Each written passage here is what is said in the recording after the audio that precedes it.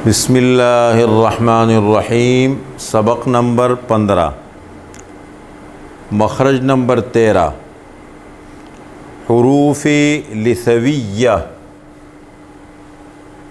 मखरज number 13 है हुरूफ़ लिसविय्या का। हुरूफ़ लिसविय्या कौन कौन से हुरूफ़ है? 3 हुरूफ़ है, ज़ा, ज़ाल, सा। ये 3 हुरूफ़ को हुरूफ़ लिसविय्या कहते हैं। ज़ा, ज़ाल, सा। इनका मखरज क्या है? रअसुल लिसान, ज़ुबान की नोक, ज़ुबान का सिरा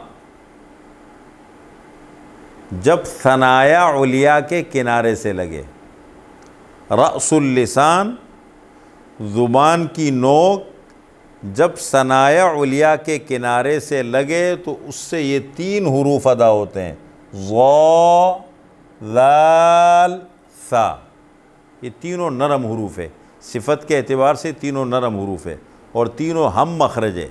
अब इनका क्या है? ज़ुबान की नोक, ज़ुबान बाहर निकाल के उसकी नोक ऊपर के दांत ला कर के सामने उसके ऊपर रख के और हल्का सा दांतों को उठा ले तो उससे 3 हुरूफ अदा होंगे। देखें, ज़ा, ज़ा, ज़ा, ज़ाल, ज़ाल, सा, सा।